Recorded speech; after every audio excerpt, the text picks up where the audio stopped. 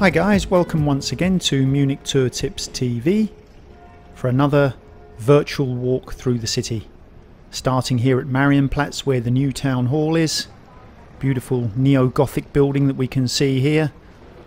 Making our way up to the Odeonsplatz via Weinstraße and Theatinerstraße. Taking in the beautiful architecture that we've got here in Munich as we go.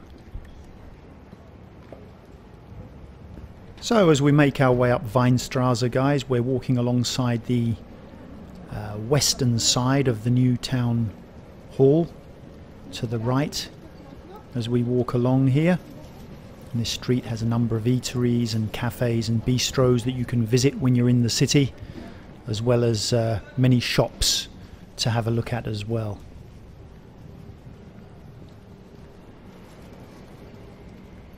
Here we can see a little entrance into the courtyard of the new town hall, the western entrance.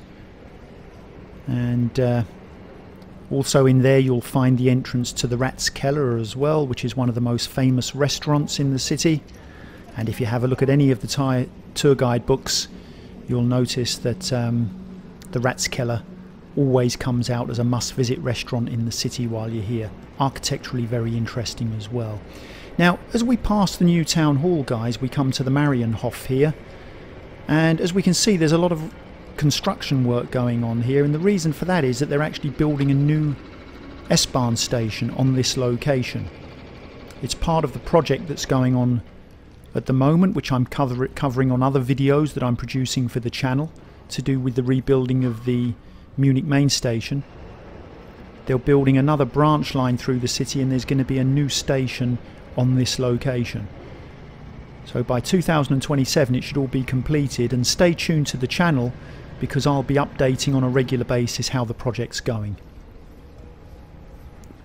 The idea is that it'll make travelling around the city much easier for everybody, both locals and visitors alike. So as we go past the Marienhof, guys, we come on to the Tiatina and as you can see, there's a lot of activity going on here with vehicles parked up and coming and going. And the reason for that is that deliveries are being made to the shops and the cafes here and so forth. So it's usually very busy in the morning times here. We're also filming this during Corona times, COVID times, so you know, normally you would have cafes with their tables and chairs out on the street here. And don't worry, in the future I'll be doing other virtual tours as well when everything's back to normal, so you can make comparisons between the times that we're living through at the moment and how the vibe of the city is when things are back to normal. We can see tram lines on the ground here, and here comes one of the Munich Trams around the corner.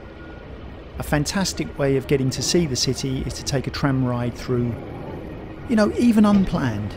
Just jumping on a tram, seeing where it takes you, and gets you up close and personal with the city.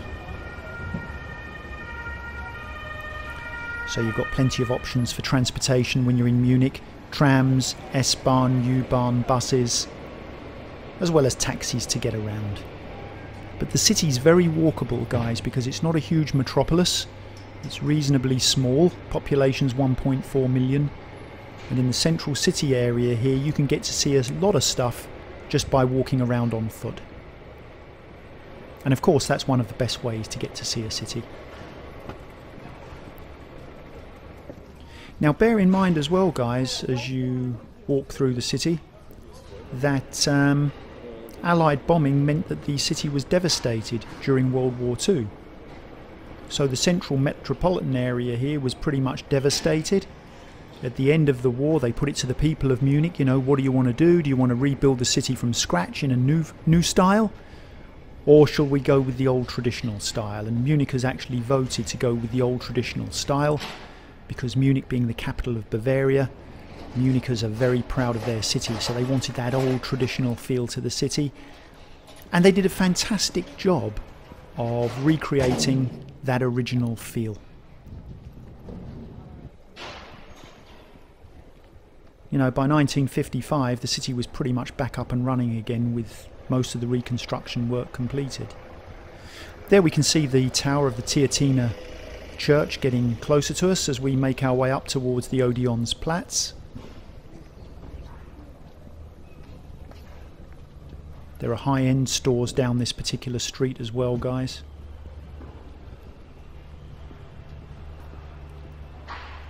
The Tiatina Church was constructed in the 17th century.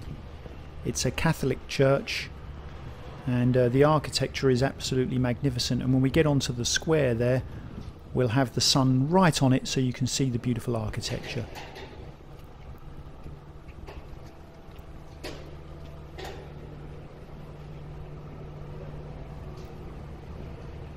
This walk, guys, somebody of moderate pace can do this walk in 5 to 7 minutes quite easily.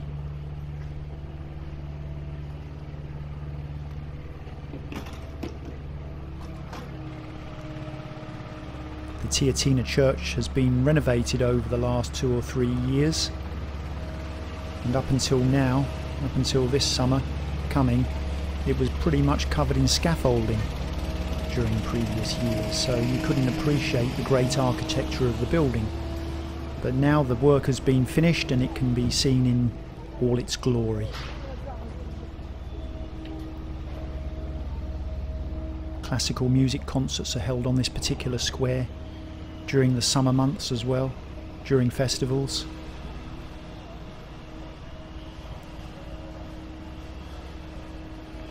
The residence building is on the eastern side of this square as well, the architecture that we can see over here. And that portion of the residence building that we can see there runs right down the Weinstraße, which is on, as I say, the eastern side of this particular square. There's the Feldherrnhalle, commissioned by King Ludwig I of Bavaria, as a reminder of the Bavarian military and in honour of it. And there we can see the magnificent architecture of the Tiatina Church. So thanks ever so much for joining me on the tour, guys. Remember, if you'd like to see more virtual tours, just gently hit the subscribe and the notification bell. And hopefully, when things are back to normal, I'll see you in Munich soon. Take care, guys. All the best.